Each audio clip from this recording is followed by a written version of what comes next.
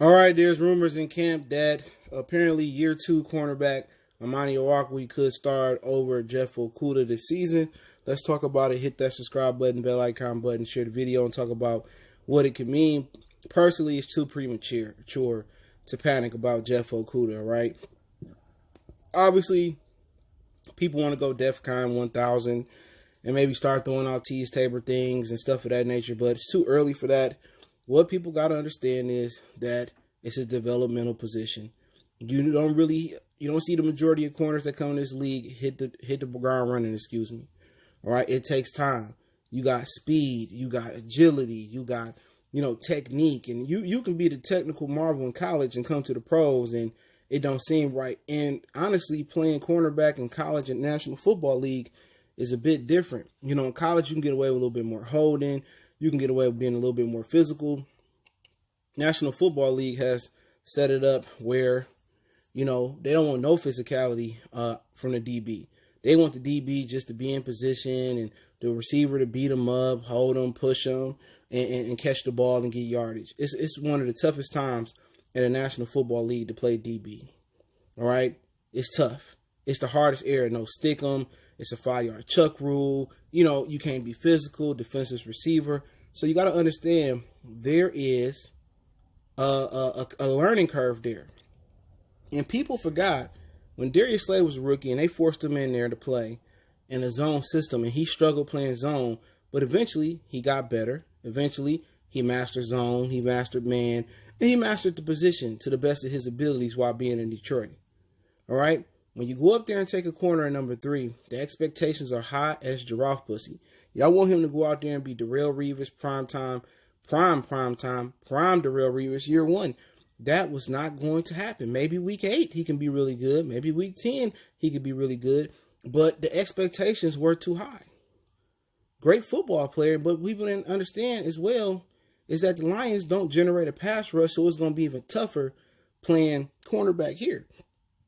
All right, so before y'all start to put an Ebron tag on them or put a bus tag on them, like I told you last year with TJ Hawkinson, the Lions, for a team that's in a position to win now, has really took 2 positions that's going to marinate and really flourish later on.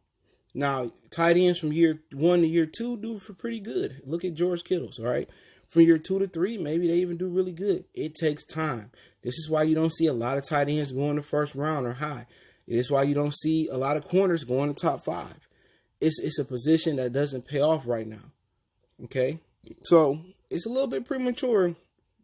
We've been out there for, 3 or 4 days, and people expect a kid, and you could throw Joe Burrows in there.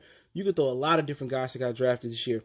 People expected these dudes to come in and, be superstars and be perfect in the first 2 or 3, 4 days of training camp or whatever it's been. With no OTAs, no mini camp, all you got is classroom work. Jeff Okudah can lift weights and run on the track all he wants to, but nothing was going to simulate getting that experience from covering professional wide receivers. Okay? And lucky for him, with no joint practices and no preseason, he got some good receivers to learn from. Marvin Jones is a veteran. He know how to get separation. He may not be as fast as he used to be. Amendola is a route technician in the slot. He going to school Okudah on the slot. And then you got a superstar receiver in Kenny Galladay who could show him the physicality, speed, and receiver that got the total package. Now, to address the Amani thing, obviously Amani, I had a second round grade on him last year. He went, 5th, 6th, whatever it was, for whatever reason that was. I'm not sure what it was, but I know he only started 1 full season at Penn State his last year, and, he was phenomenal in that one start. But, he got injured last year, and then he played some games late, and I just think everything started to click for him late. You know what I'm saying?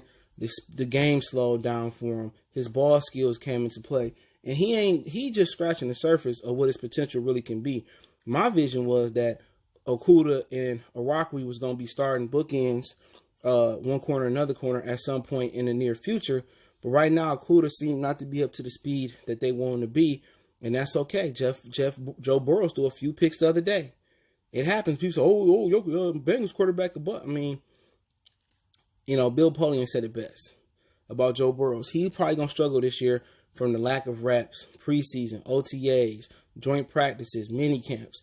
And a lot of rookies going to kind of struggle this year, and people going to try to paint them as busts, and they didn't get the experience in the offseason that they should have got. But you know what? A lot of people believe that since Jeff Okudah make a certain amount of money, that the Lions are going to get him the inside track to starting. Okay. You know, people can't imagine a number 3 pick sitting on the bench. But if Amani is really putting it together, then you really got to put Desmond Trufant on the bench then. Or you got to start in slot. So, you know, basically, if they want to put Jeff Okudah out there and he get burnt and he get exposed, his confidence get lacking early, you know, it ain't the first to happen. Patrick Peterson got baptized by Cam Newton and Steve Smith Sr. his first game, but he got better. So if he want to throw him in there over Amani and over Desmond Trufant, I would understand. He gonna learn by fire, you know. But with the veterans on that team, understand that if Amani is the best guy to go in there, if Desmond Trufant is the best guy to go in there and play, and you starting Jeff Okudah over him just because he number 3 and he making money, a lot of veterans in the locker room are not gonna respect Matt Patricia and Corey Utlin and Bob Quinn for making that move. That can even alienate more of the people in the locker room. Now you telling me that this rookie is self-entitled to something that he didn't truly earn. Okay? But even if he do redshirt this year, I'm really not concerned about it. You know, it's an irregular offseason. And, you know, Trufant was basically a stop plug, a temporary plug until Amani caught up to speed. That's all he was. If they knew Amani was going to be under speed and drag what he did at the end of this season to this season, they would have went a lot cheaper than Trufant. All right, Jeff Okudah, they had no doubts they was going to pick him as soon as they knew they was going to pick that brother. But what they was worried about was Mike Ford and Amani stepping up and being ready, so they got insurance with with Desmond Trufant. And I think it might be shocking to them that Okudah is struggling like this. You know? But shit happens. If he don't start and somebody go down, he get in start and he ball out, then it is what it is. I'm not concerned one bit. I understand these positions in the National Football League. Been watching football for over 20-some years now. Played it, you know, I understand. Some positions you come in and make an instant impact. Pass rusher, interior pass rushers, running backs are one of the big ones. Some receivers come in and they blossom quick and some fade. You know what I'm saying? Some quarterbacks can hit the ground running, some don't. You know, people always want to say rookies are a finished product. And if you're a finished product as a rookie, you know, then again, you probably ain't going to be shit for the rest of your career.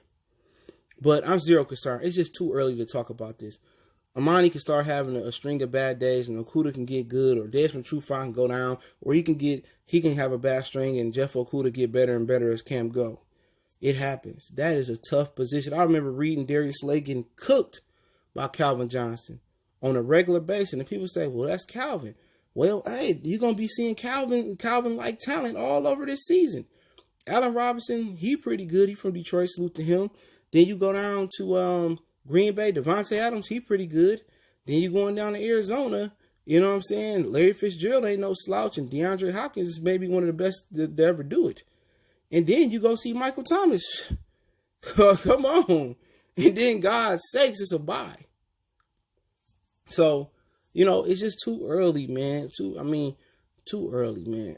Everybody even hitting on all cylinders. Everybody ain't in football shape. Everybody ain't even in pad form yet, ready to exchange. So let's wait to see. But if he ain't ready, so be it. It's okay. But this is why I stress when you urgent to win or the pressure to win now, you don't draft a tight end in the first 10 picks, or you don't draft a corner really, really high, because those positions are positions that pay off down the line. That's it. You know what I'm saying? They like high interest savings accounts.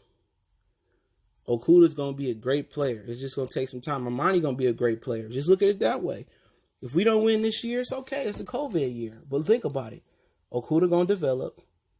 And then you got Amani already there. I mean, you got two great corners. They might go down as one of the best corner tandems in Lion history. And you got a young stud and Tracy Walker in the back end. So, hey, don't get mad because the here and now in my Luther Vandross voice ain't going to pay off. Yeah, sometimes you got to peek in the future, and the future is bright in that backfield. So, let me know what you guys think. Don't forget, we on Facebook, Instagram, Twitter. You can reach out if you got business, question, inquiry, sponsorship, video requests. Keep sharing the videos. Want to make a donation? Cash App CJ Good 313. PayPal link in the description. Best way to donate is share the video and check the channel out. Goodfellas Sports TV for more sports, music, news, entertainment. Let me know what you guys think. One time for the one time. Motor City Sports Talk. We gone.